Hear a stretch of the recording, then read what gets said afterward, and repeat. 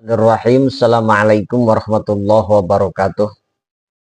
Sahabat-sahabatku yang semoga dirahmati Allah, pada kesempatan kali ini izinkan saya untuk menjelaskan seputar pelaksanaan ibadah haji atau ibadah umroh.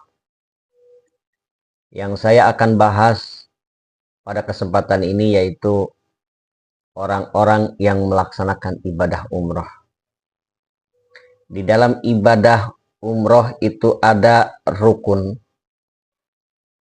yang dinamakan rukun ihram. Tahapan langkah umroh sesuai sunnah, yang pertama persiapan sebelum mikot, yang kedua ihram di mikot, yang ketiga memasuki Masjidil Haram, yang keempat tawaf, yang kelima sya'i, yang keenam tahallul. Mengenai rukun ihram adalah perbuatan yang harus dilaksanakan oleh jamaah haji atau umroh untuk memasuki keadaan ihram. Rukun ihram adalah pertama yaitu niat. Berniat untuk melakukan haji atau umroh, yaitu sesuai syariat pembacaan lafaz niat untuk umroh dilafazkan saat jamaah berada di mikot. Keadaan mikot merupakan batas maksimal jamaah membaca niat haji dan umroh. Apabila jemaah berada di Madinah, maka lokasi mikot terletak di Dzulkhulaifah atau Bir Ali. Sementara untuk jamaah yang berangkat dari Indonesia bisa melafalkan niat di dalam pesawat ketika pesawat sudah mendekati atau berada di Yulamlam. Berikut, ketika jamaah haji sudah ada di Yulamlam, maka jemaah haji harus mengucapkan niat Bismillahirrahmanirrahim, nawaitul umrata wa ahramtu biha lillahi ta'ala labbaik Allahumma bi umrata. Artinya, aku bermaksud melaksanakan umroh dan berikhram karena Allah Ta'ala. Aku sambut panggilanmu ya Allah ya Rabb. Allah untuk saya melaksanakan umroh.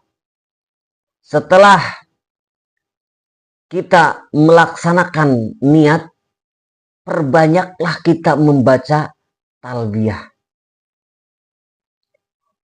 Karena mengucapkan talbiyah, labbaik Allahumma labbaik labbaik la syarika laka labbaik innal hamda wa ni'matalak wal mulka la syarika laka, itu termasuk amalan-amalan yang ditentukan bagi orang-orang yang melaksanakan ibadah haji atau ibadah umrah.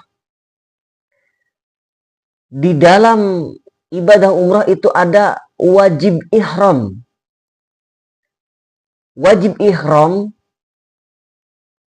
adalah perbuatan yang harus dilakukan oleh jamaah haji atau umrah.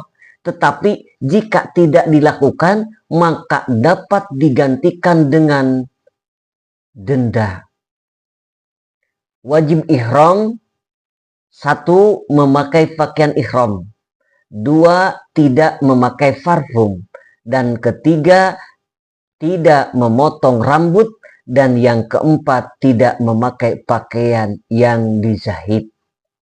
Ingat, 1. Wajib ihram memakai pakaian ihram, dan yang kedua tidak memakai pakaian parfum, tidak memotong rambut, yang keempat tidak memakai pakaian yang dijahit. Setelah kita melaksanakan rukun wajib ihram, ada sunnah ihram. Yang pertama sunnah ihram itu adalah perbuatan yang disunahkan dilakukan oleh jamaah haji atau jamaah umroh. Tetapi jika tidak dilakukan, maka tidak ada sanksi. Sunnah ihram adalah pertama satu mandi. Mandi sebelum memasuki keadaan ihram. Yang kedua, memakai minyak wangi. Memakai minyak wangi sebelum memasuki keadaan ihram. Boleh memakai minyak wangi, boleh melaksanakan mandi, tapi sebelum melaksanakan ibadah ihram. Karena itu disunahkan. Nah, yang ketiga, membaca doa. Membaca doa sebelum memasuki keadaan ihram itu disunahkan. Nah, ada juga larangan ihram. Larangan ihram adalah perbuatan yang dilarang dilakukan oleh jemaah haji itu umroh saat dalam keadaan ihram. Itu dilarang.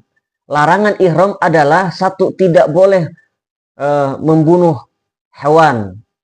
Tidak boleh membunuh hewan, baik hewan yang besar atau yang kecil.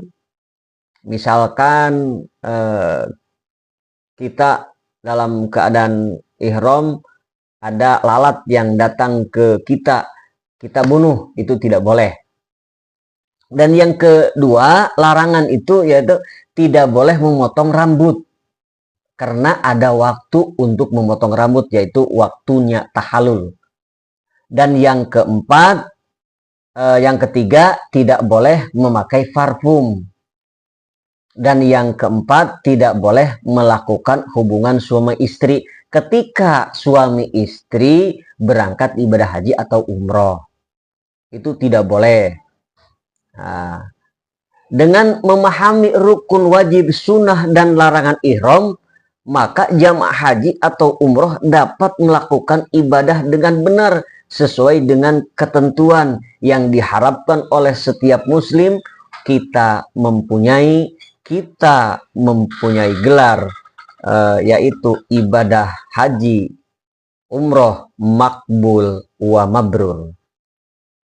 Sekian penerangan penjelasan seputar ibadah umroh. Semoga Allah Subhanahu wa Ta'ala memberikan hidayah taufik yang sempurna dan memberi ampunan kepada kita semua. Amin ya Allah ya Rabbal Alamin.